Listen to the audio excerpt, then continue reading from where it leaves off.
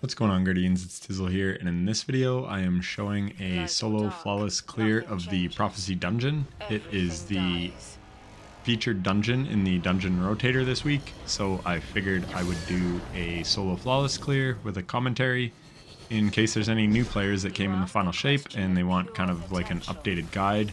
I actually made guides on this last season, but this will be showing with Prismatic. I'm probably going to solo flawless all the dungeons with Prismatic just to see kind of how they're playing. But yeah, we're going to start with Prophecy. This is actually my favorite dungeon, just kind of in general, I think. But I love the emblem. It's my favorite solo flawless emblem. So right off the bat, we've got a Breach Light, which you can just get from the seasonal activities and stuff. The reason we have that is because it's Strand, so you can see I am building my Strand Transcendence meter, because this build is a lot of light. It's my Fellwinter's Helm build, so I can apply debuffs with my melees. We've got Arcane Needle, so we get 3 melees, and then we've got Devour and Lightning Surge. I showed the aspects and fragments at the beginning of the video if you like care exactly what I'm running. But yeah, that's basically the essence of the build. So here we dunked both the things, but it's actually easier to just get your dark motes from this side because that part of the room is really dark, and then just run the dark motes over. So this is a little bit of an optimization just because it's kind of hard to kill the knights in the dark in this room because you can see how lit up it is. It's decently easy with like damage over time weapons like Witherhoard, but for the most part it's just easier to collect the dark motes back there. So again, you can see I'm building my Darkness Transcendence energy so that I will have Darkness Transcendence for the boss fight. So there we have our Transcendence loaded, we get the last motes we need, and then we'll be on to the boss. So I will just speed it up a little bit. So yeah, I really wanted to use Buried Bloodline because it's super good this season with Expanding Abyss, because it can weaken targets when you have Devour going, and then Expanding Abyss makes that weaken go from 15% to 25% for void sources. So then I've got an Edge Transit, which you can get from Onslaught. So here I'm going to shoot one shot, so now I'm at 15 in the mag. That's because with how Envious Assassin works, now I'm going to get another proc on it, and I should go into the boss fight with like around 23 shots or something like that. So this boss fight can still be kind of challenging. You definitely want some like elemental resists and stuff. But with Devour, you can see I just throw my nade out, and we're going to proc Devour again. And then here, I've got Strand Siphon on my helmet, so I am just making orbs, and then we've got triple Void Surge on our boots, so that we can deal big damage with our damage rotation, with Envious Assassin and Bait and Switch on our Edge Transit. And then Buried Bloodline, like I said, it's just really nice. Like when you have Radiant and Expanding Abyss and Devour and all that going, you can two-shot these knights, which is extremely strong, obviously. So now we're just making our dark motes, and again, just kind of getting our armor charge up. So we have all our armor charge, and then I kind of messed up there. And yeah, now we're gonna get the light one, so we're gonna finish with the dark. So that was kind of my bad. We'll weaken him. The boss room shifts. But yeah, you can just see how well this build performs doing this. Like Devour is such a strong verb, and it's really good here, obviously. Even though we did get a little close to death there, but nothing too scary. Boss is being aggro on us, but again, we proc Devour. We want to leave a couple enemies up, and then we're just going to do an electric slide. Unfortunately, I slid past them all. So then once we get that Fellwinter's Helm is a 35% debuff. Well, 30%, but 35 with Expanding Abyss for our Nova Bomb. And then we shoot our Nova Bomb. Then we pop Transcendence. We have Facet of Dominance on, so that makes our Void Grenades weaken. And our Transcendence Grenade is Void. So then I went to go proc Bait and Switch there again, but I was slightly early, so it didn't actually proc. So that was unfortunate. And then I just keep getting a ton of immunes because of this goblin. So we get our Fellwinter's proc. I don't have Bait and Switch going there, and I still missed it. Again, finally we proc it, and we get the kill. So I actually practiced this rotation once, and I had a much smoother kill, but that's just how that boss fight can go sometimes. it may be better to hold your Nova Bomb for when those goblins come up. But I didn't do that. I cast mine off the start. But yeah, it may be better to go into a damage rotation first and then finish up with a Nova Bomb. Regardless, we get the one phase, which is what you want on that boss. It's not that it's overly difficult, but he is one phaseable, so yeah, not bad. I also did it on my Titan, a one phase with Legend of Acreus, and yeah, it wasn't too difficult. So here, we're just looking for the blights. This part is very straightforward. I did swap to a machine gun, just because if you use a GL, even if you're right on the edge of the blight, you take big self damage. So yeah, you do not want to be using a GL on those blights. So I just chose to take it off and use something else. And then yeah, obviously you're sort of at risk even in the next section of blowing yourself up with a GL. So I'm just going to be keeping this on. So this is a Hammerhead. This also comes from Onslaught. And there's really not much advice I can give here. You could switch to Bastion because it wrecks these blights in like one shot. But here you can see Buried Bloodline does really well as well. We have Radiant going and stuff. And Void Weapon Surge. So it's only like 4 shots. So again, Buried Bloodline, I just really wanted to use it in this because I figured it would be really strong, and it is. So we take out the last blight. We see which direction Toland is going. It's that way, so we follow it over. And then this is the last section of blights. So again, I'm just going to speed it up a bit because there's really not much to say. If you have enemies like those orange bars and stuff closing in on you, you can just do a lightning surge, take them out. Really not a big deal. I have Desperate Measures and Demo on that, Breachlight sidearm as well. And then I have Desperate Measures on that machine gun because you do get a lot of ability kills. So Desperate Measures is nice because it's just really easy to proc. And that's a 30% buff at ×3. So anyways, now we're in here and we're just going to keep this same build on. So the reason I decided to do the solo flawless dungeons again was kind of twofold. To do them with Prismatic and to do them without any loadout swaps. Because last season I was like really optimized and not doing loadout swaps, and I saw a lot of comments saying like, I don't like to loadout swap, I'm on an old gen console, it takes forever to loadout swap, stuff like that. So I decided that I would kind of challenge myself and do it a little less optimally. It's still pretty optimal, like my build. Obviously I have weapon surges on my boots, but what would be better is if I switch to things that would like give me my abilities back for stuff like this, and then hold armor charge, and then just swap to surges whenever boss damage starts. Because then you're going to have higher uptime on your abilities when you're doing all the ad clear stuff, and this goes for any dungeon. And then you always have full armor surge rate when you're going to, or sorry, full weapon surge rate when you're going to damage by holding armor charge and just swapping loadouts. But again, people didn't want to swap loadouts, so I figured I would do some runs like that. So this one had very minimal. Obviously, like I said, I took Edge Transit off, but really not a big deal. Like, that's not a loadout swap. A loadout swap is having like 2 different loadouts in your preset loadouts and then switching them for like optimization, and none of my runs have any of that. So again, we take out the knights. Oh yeah, I wanted to point out, so when I take out those hobgoblins with Buried Bloodline, when you get the kill on an orange bar, it automatically gives Devour, and if you're using it on red bars, it's 4 kills to proc Devour. So yeah, it's really nice for a quick and easy Devour proc. See right there? 1, 2. They both go down, usually in one shot. I missed, because this thing shoots in like a burst of 2, and I missed one of the bursts on that second guy. But yeah, you can literally one-shot them with this sidearm that's holding 70 in the mag right now. So super, super ammo efficient. Just a really, really solid weapon. And this is just a good loadout to use in general. There you could see I Phoenix dived. If I had Phoenix dived while I was holding the moats, you lose your moats. So I dunked them and then I did the Phoenix dive, but I knew I was fine anyways. So here I have a bit of trouble finding that second hobgoblin, but it's not a huge deal. We get a lightning surge melee off, which kind of stuns the knight and makes him really vulnerable to damage. And yeah, just look at how easily that machine gun just mows through these knights. It's crazy.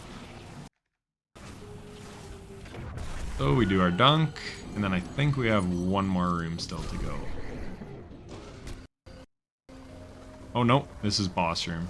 So here I'm gonna get a weaken grenade and then proc radiant with my melee, and that unravels him. So we just take him out quickly with the machine gun. Once you take one out, these ads spawn. So I throw that, and then I just do a Nova Bomb. And yeah, these guys are complete pushovers, so not a big deal at all. So yeah, use your super on one and just take the other one out with your weapons. But I like to save my super for the second one because that's when the ads spawn. So it's more important to get the second one down quickly. So here we just, not Sparrow, whatever you call it. These boards, I can't think of the name. But anyway, they come in really handy. So if you don't have this, I'm sorry. You can't really do this trick. But basically you just grind across the way. The reason I was going into my menus is I was just like listening to YouTube while I was running this. Because I'm not bragging, but I've done a lot of solo flawlesses. And yeah, I don't have to concentrate too hard. So I like to just kind of shut my brain off and listen to YouTube. So I was just queuing up my next video there and stuff. And then yeah, you run out of energy. So here you fall down and then you're just going to jump off. Then I'm just gonna pull it out again, and then you can see our energy is depleting much quicker for grinding than it normally does. So that's why I want to land on the ground and then proc a new hoverboard and then just take off again. So these vandals will like shoot at you, but if you just kind of do this kind of maneuvering, they'll pretty much always miss you. So not a big deal. So that's what we do. If you are on a Sparrow, then yeah, I've got some other videos that kind of show the route that I use if you need help with that. But yeah, I just definitely recommend using these. It's quicker and in my opinion safer. So again, I'm just going to refresh its boost and just go ahead. And here's what I really like about this is sometimes getting sucked up into this part is really glitchy, where with the hoverboards, you can just kind of go in at the right spot and it's just going to suck you up. So that's one really nice thing when using them. So just like that, we're already at the boss. I hope you don't mind me like speeding up the slower parts, but there's really not much to teach here. So again, I'm going with the Edge Transit loadout with Buried Bloodline, but another one that does work really well is Dragon's Breath with a Solar Sniper Rifle and like Sniper's Meditation and Incendiary Rifle rounds and all that stuff. But for this, I've got Expanding Abyss and Shield Crush on. And yeah, we're just going to take them out this way. I don't even have a very good damage phase at all. Again, I did one practice run and it went much smoother. But you still can't really get the kill in one phase with this setup. This is a tough boss to one phase, just in general. So I think you just want to play for a two-phase anyways. And it's an easy two-phase with this setup because you can like just dump all your ammo in the first go around, and then you'll have your super for the second, and then it's like a pretty easy cleanup. And then like I said, Buried Bloodline just has so much ammo that yeah, it's just really good for ammo economy. So if you just had to use Buried Bloodline, if you didn't get lucky with heavy drops on your second damage phase, you're gonna be fine. So this was pretty crazy. I'm pretty sure I saw light motes. But that's something that happens is when you spawn in, the lights can change, but maybe I just got it mixed up. Again, I wasn't fully paying attention. I was like listening to YouTube and stuff. But anyways, I need dark motes, so we're going to proc that. And again, during this, you're really just trying to keep Devour going the whole time. That's the big thing. Keep Devour going because that's what's keeping you alive. And then I have Void Hegemony, so when I'm getting kills on weakened targets, I'm also getting an overshield, and overshields give you damage resistance, so that's really nice. So here we've got Devour going. This guy is chunking us, but then we get the kill, and you saw we got a little chunk of Void Overshield. So yeah, it just helps with your survivability. I've also got Galvanic Armor on, so when we're amplified, like when we get a bunch of kills with our Lightning Surge, then we are able to get damage resistance from that as well. So there, you saw me shoot one Edge Transit shot. That is so that I can overflow my mag again with Envious Assassin. So we're just gonna like farm some kills and stuff.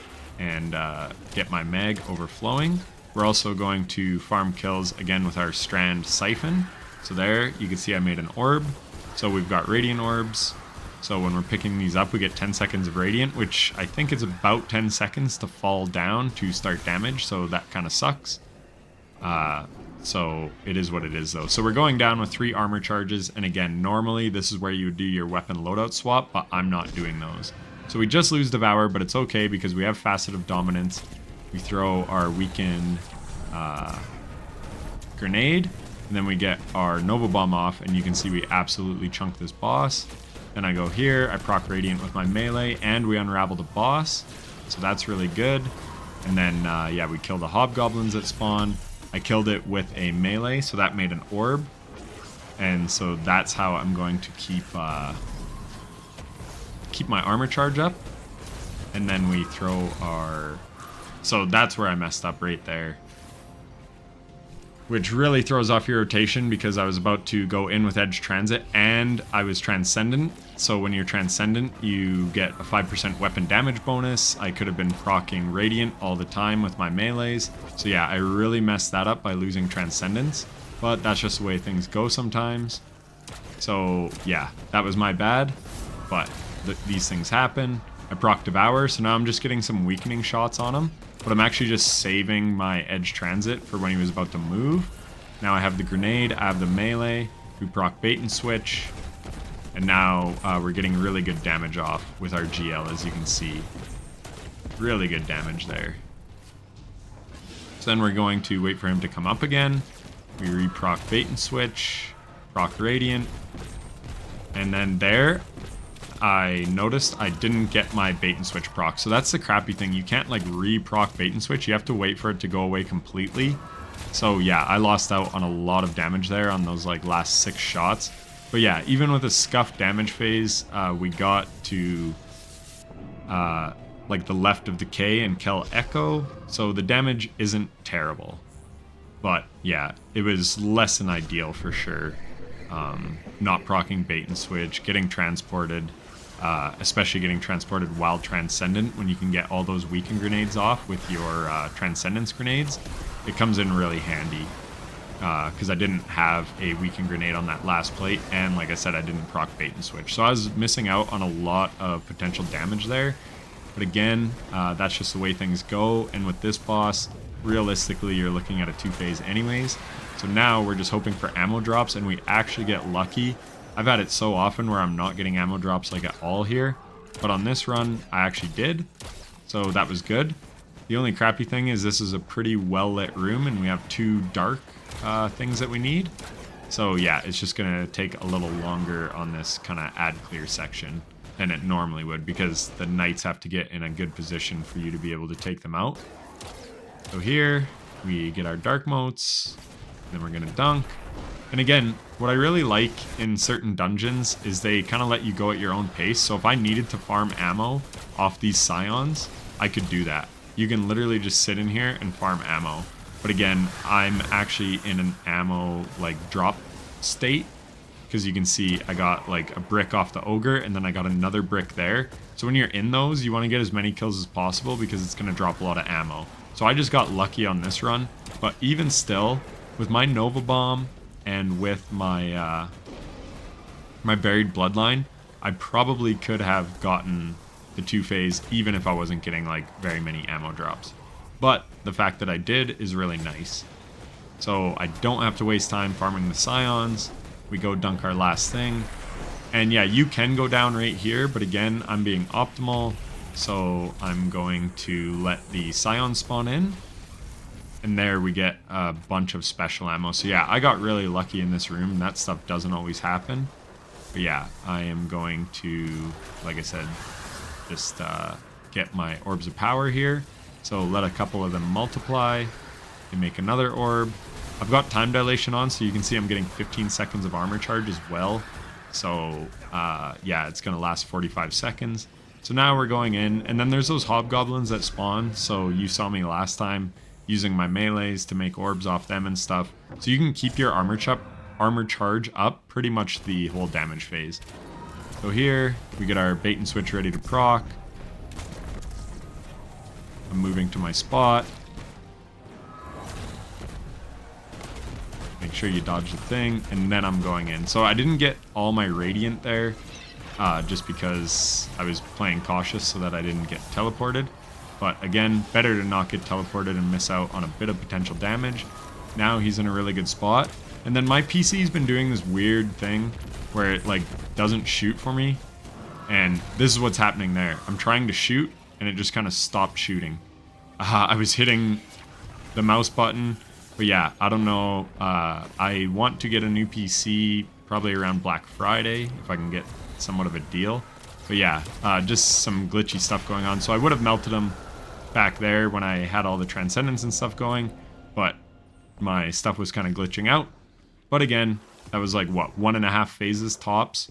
So yeah, an easy 2-phase, like a 23-minute solo flawless. It's a lot easier than it was back in the day, but still quite fun. So anyways, I hope you enjoyed it and found it informative, and if you did, a like and subscription would be greatly appreciated.